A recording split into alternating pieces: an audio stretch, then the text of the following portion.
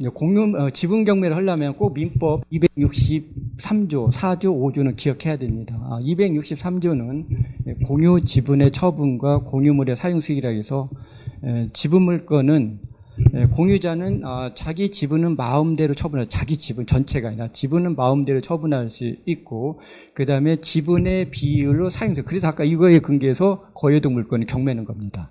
왜? 내 지분 7분의 2는 내 마음대로 사용할 수 있는데 7분의 5가 다 쓰고 있잖아요. 그래서 그분들은 법률상 원인 없이 이득을 얻고 나는 그만큼 손해를 봤기 때문에 요거에 대해서 청구할 수 있고요. 그 다음에 이제 공유물의 처분 변경, 아마 264조가 우리 지분물건의 왜곡을 이제 지분물건은 좀 전에 263조는 뭡니까? 내 지분은 자유롭게 처분이 가능하고, 그 다음에 사용수익 설수, 이건 순기능이에요. 근데 263조가 아니라 4조가 부각된 거예요. 뭐라고 되어 있는 4조는 다른 공유자의 동의 없이 지분 물건 처분하거나 변경하지 못한다라고. 이 물건에 오히려 이제 발목이 다, 오히려 역으로 우리 경매하시는 분은 이것 때문에 역으로 좋을 수도 있죠. 남들이 진입에 사다리를 느껴서 부담을 느끼는 게 우리는 아까 앞전에 몇 개의 사례를 보듯이 이것을 어떻게 해석하냐에 따라서 새로운 출구 전략을 짤 수도 있고, 그 다음에 이제 265조가 또 저도 마찬가지였지만 우리 지분 경매 하시는 분들이 하는 오해가 난무하는 경우. 2년 전에 대법원, 이제 지금은 이제 2020년도인가요? 여기도 있는데, 대법원에서 지분 물건 관련한 아주 유명한 대법원 판례가 등장합니다. 요 하나, 그 2분의 1이 경매에 나오죠. 그러면 2분의 1은 다수예요? 소수예요? 2분의 1. 소수입니다. 그러면 어떤 일이 생기냐?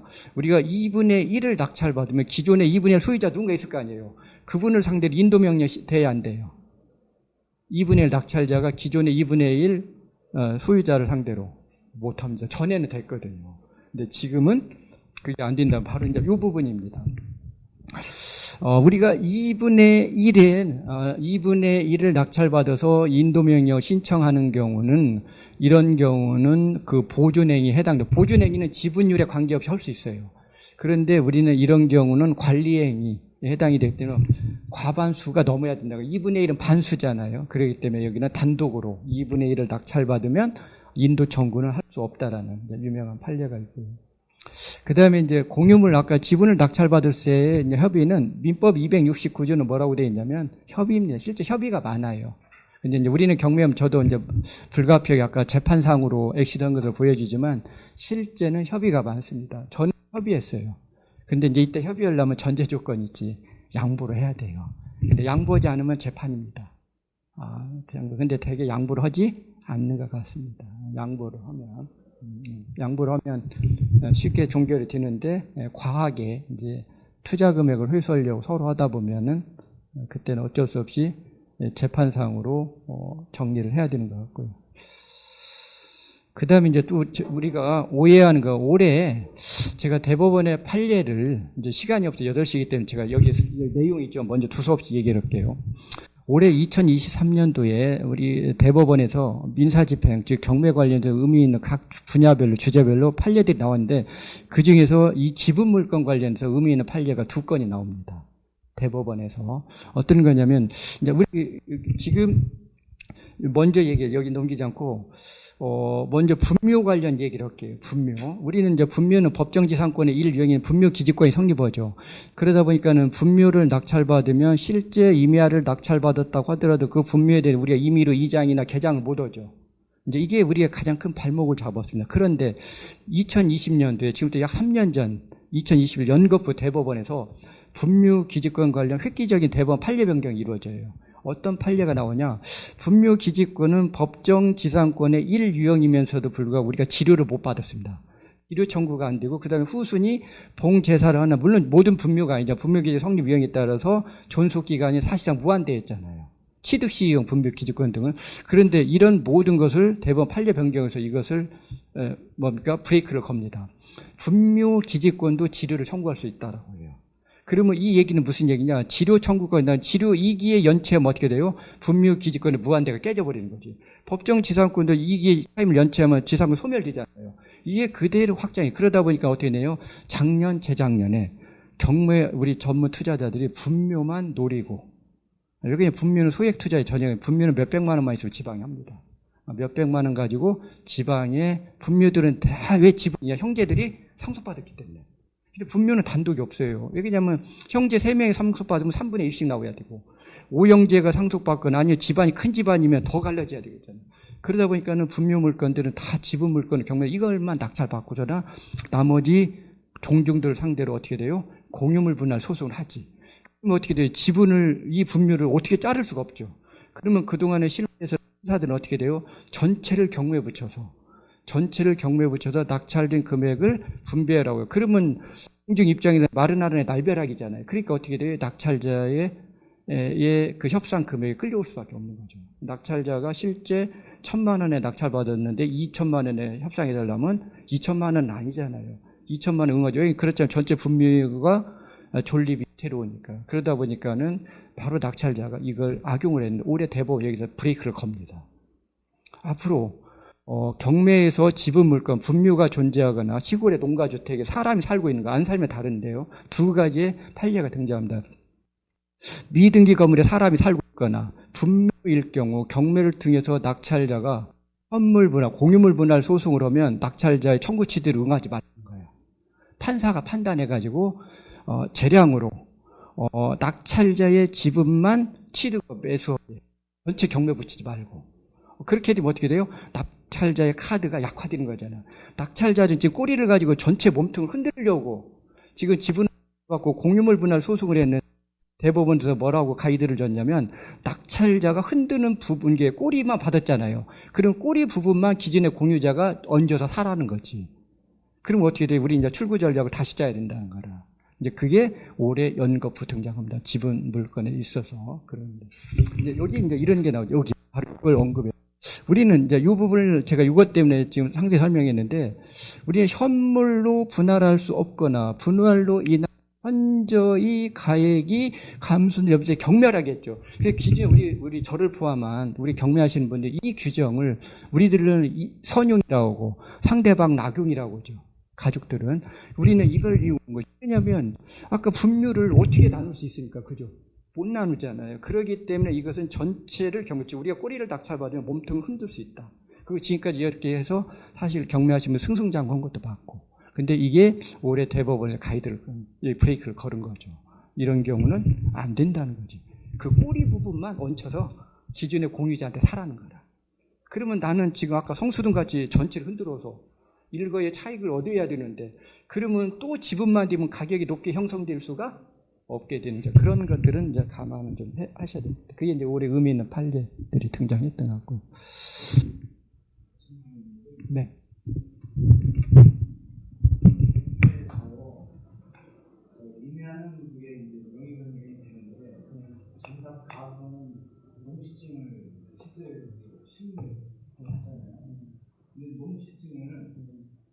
타 지역 인접 지역은 그래도 그게 가능한데 내가 경상도나 부산이나 이런 데에 있을 때 농지증을 신고를 하면 농지증이 타 지역이기 때문에 농지위원회가 네, 심의를 열어야 되죠.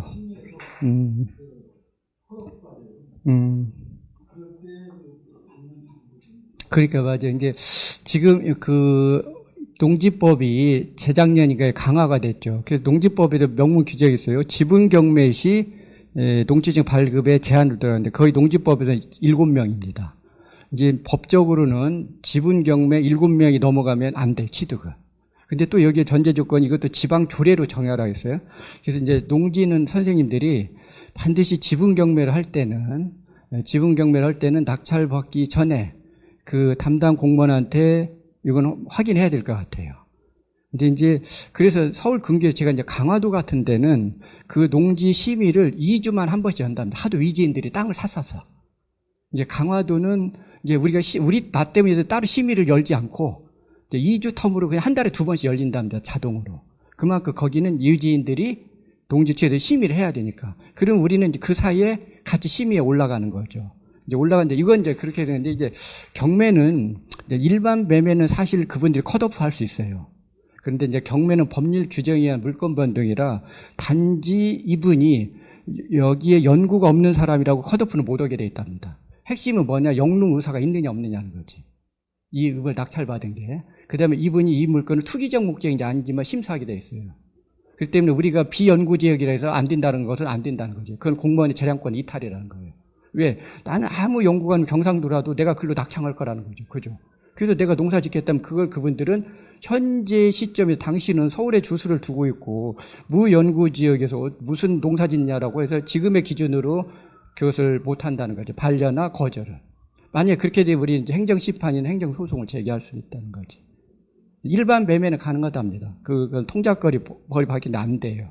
근데 이제 경매는 예외적으로. 이제 그럼에도 불구하고 만약에 담당 공무원이 자의적인 그 법규를 해석할 수 있죠. 이제 그렇게 되면 일단 낙찰 받아놓고 그 관할 행정소송을 해야 되죠. 행정심판이나. 근데 7명이 넘어가면 그건 안 된답니다. 그 법 규정이 그러니까. 그래서 지금 이제 우리 지분경매 공투는, 그리고 7명이라도 전국의 법원이 동일한 게 아니라 그 기준은 또 지자체별로 두게 돼 있답니다. 그래서 꼭 농지경매를 지분경매 하실 때는 내가 몇 명이 참여하는데 여기 우리 자치자치 예규 조례에서는 취득하는데 제한이 없는지 꼭 확인을 하는 건 맞는 것 같습니다. 이제 제가 강화도에서는 3명이 들어갔는데 그냥 그건 묻지도 않고 그냥 그건 해줬습니다. 왜냐면 3명이기 때문에. 아니, 묻지도 않고 했다라면 좀 어폐가 있고 당연히 묻죠. 묻는 건 맞고. 다시 여기를 보면 이제 여기는 그런 내용들이고, 여기는 아까 지분 물건들이 이제 그 얘기를 제가 미리 했던 것 같고, 지분 물건을 처분 방법까지만 하고 오늘 수업은 마칠게요. 지분 물건은 가장 최적은 협의입니다. 협의. 근데 협의가 되는데 협의가 실제 많고, 협의가 많고 재판으로 가는 경우는 이제 이 협의가 서로 상대방이 응하지 않을 때, 그래서 가장 좋은 거는 지분 물건에는 기존의 공유자 중에 1인이 나의 지분에 대해 소정의 낙찰가에 프리미엄을 얹어서 퇴사하는 게 최고입니다. 그거고, 때로는 이제 드물게는 상대방보다 내가 경제적 여력이 있을 때는 낙찰자가 역으로 경매 대상이 아닌 나머지 지분을 취득할 수도 있고, 아니면 제3에게 전체를 매각을 해서 일반 시장에 물건을 공동중개를 해서 매각을 해서 그 지분을 처분하는 경우, 아니면 물건이 좋으면 그냥 아까 우리 성수동 같이는 꼭 처분이 능사가 아니죠. 이럴 때는 우리가 거여동의 아파트에 사례 보듯이 임료를 계속 취득하는 것도 하나의 대안이 될 수도 있다는 거고요. 그 다음에 아까 협의가 서로의 입장 차이가 극명해서 협의가 안 될 때는 어쩔 수 없이 그때는 법의 규정에 의해서 이제 재판상 청구를 했는데, 이런 경우는 이제 공유자가 점유하느냐 점유하느냐 크게 달라질 수 있는데, 가장 큰 것 아까 부당 이득으로 갈 것인지 공유물 분할소의 핵심 소송이잖아요. 이 둘의 관계에는 제가 이 부동산에 낙찰받은 부동산의 미래 비전이 가장 큰 영향을 미칠 수 있다. 저는 성수동 같은 지역이면 당연히 이게 맞지. 이렇게 하는 게 맞고, 그렇지만 지방에 있는 중소도시라든가 이런 데는 이게 맞을 수 일거에.